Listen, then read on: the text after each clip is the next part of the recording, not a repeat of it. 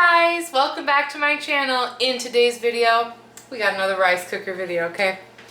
I got my girl Jasmine here, my rice cooker, and this week I made 3 different meals using seafood, and I thought I would share. All right, if you're new here, hi, I'm Claire, welcome. Come on in, make yourselves comfortable. We love a single serving recipe over here on this channel, so if you are cooking for one, if you are someone who likes an appliance, a small kitchen appliance, I'm your girl. Be sure to hit subscribe if any of that sounds good to you. Now, if you're not new here, then you already know Jasmine, my rice cooker. I will leave a link to this specific one down below. It is a 6-cup version of the Black & Decker rice cooker. Super affordable, that's why I chose it. She's been very good to me, but you don't need to get the one that I have. I eat tons of seafood and I do it in my rice cooker quite often. So I thought we would do like a little seafood themed rice cooker video today. So I have 3 seafood based recipes to share with you.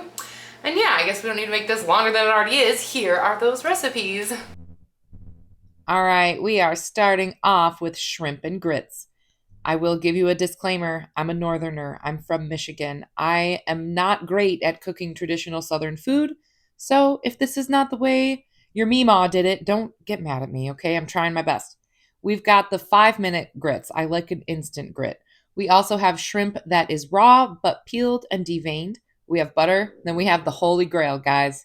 We've got Old Bay seasoning. I love Old Bay, especially for recipes like this, because it's all you need. So grits go a long way. 1/4 cup of grits to 1 cup of water. That's the ratio. And if you don't know what grits are, if you're really not from around here, it is a corn product. It's similar to polenta or cornmeal. It's made from something called hominy. Google it if you need to know more. We are doing a whole teaspoon of Old Bay in here. Old Bay is great because it's spiced, it's salty, it's peppery, it's all the things. I'm also throwing just a tablespoon of butter in there. And now for our shrimp. I did not take the tails off when I put them in. I had to take the tails off as I was eating it.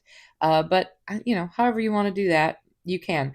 These are my favorite type. They're from Aldi, and I like them because I prefer a raw shrimp because I would like to be in control of how long they cook for. But I like that they are peeled and deveined. And I just put 8 shrimp in there because that made sense for my appetite today. Plug it in, move it to the cook function, and sit back, wait.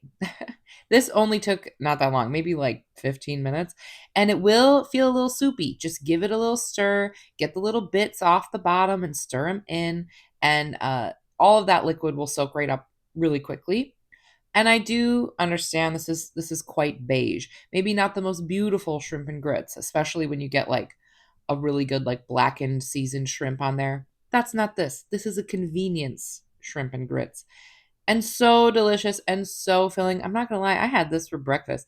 I had this bowl of shrimp and grits for breakfast. 10 out of 10. All right, next, we've got a salmon bowl. This is one of my number one go-to recipes is a salmon rice bowl. I have pretty much completely switched to brown basmati rice. It is so tasty, you guys. And I'm doing a standard rice scoop. I did wash it. This is also a really good recipe to use with sushi rice. That's usually my preference for like a salmon rice bowl. But since I've switched, I've just kept doing it with the brown rice and it's really tasty. We are also going to add 1/4 cup of frozen shelled edamame. Edamame is so good, and just 1/4 cup of it has 5 extra grams of protein in here. We've got a teaspoon of toasted sesame oil. We also have a tablespoon of soy sauce. And we also are doing some rice vinegar. This is a sesame rice vinegar that I got at my local Asian grocery store. So tasty. Give it a little mix. And now for our salmon, I got this great deal, 30% off on this fillet from Aldi. I am going to remove the skin. You don't have to do this. If you don't have like a super nice sharp knife or you don't want to deal with it, it's fine. Once the salmon is cooked, you can peel the skin off. It's not a big deal. I just like to do it before because I can. And honestly, this salmon portion was a little bit too big for me for just my lunch. So I cut it in half and I'll make that other portion on a different day. I just went ahead and put it in the freezer. I am just hitting it with a little salt, little pepper, nothing too fancy, popping it right in there. You don't need the steaming rack in it. You can just put it right in that liquid and rice and click it to cook. And in about 20 minutes, clicks over to warm, and it's perfect. This cooks perfectly every time. I like don't even know how it works. It doesn't matter what type of fish I throw in there. It works perfectly. It's like not tough. It's nice and tender. It flakes into pieces, perfect for a little bowl. I've also done this with kind of whatever I have in the freezer. Sometimes I'll use like broccoli or like a vegetable medley, but my preference is definitely edamame. I threw a little of my favorite Japanese barbecue sauce on top, and this furikake, I hope I didn't just butcher that, but I like to do like the seaweed strips, but I was out of them. And this is a great little seasoning. This one is from Trader Joe's. It's got little sesame seeds in it, some salt, and those little flakes of seaweed. It's so good. Like the umami is on level a million here. And yeah, like I said, this is one of my favorite meals to eat. I eat lots of salmon because it's so healthy and so filling. And whenever I see those good deals at Aldi on the salmon, I always grab it just for these bowls. Lastly, I figured out how to make a single serving of tuna noodle casserole. When you're making pasta in the rice cooker for egg noodles, your ratio is going to be 2 ounces of pasta to 1.5 cups of liquid. Of course, I will leave this down below. You don't have to remember it. You can just look down there. So you're just going to combine that. You could have used broth. You could have used milk. I just used water. Now we're adding some sweet peas, 1/4 cup of frozen peas. We're also adding just a pinch of sea salt and a dash of pepper. We're also throwing 1/2 teaspoon of garlic powder in there, giving it a little stir. And then we're going to plug it in and throw it on for a standard cook cycle. When it's done, you will notice that there's still a bit of liquid in there, and that's okay. We want to use that starchy liquid to make this nice and creamy, and so we like it. We don't want it to be super dry. To this, we're going to go ahead and add some cream cheese. This is about 1 ounce of cream cheese. And I'm chopping it up with my spatula, but it is warm, so it'll melt and it'll, turn into a little sauce, especially with that starchy liquid that we have at the bottom.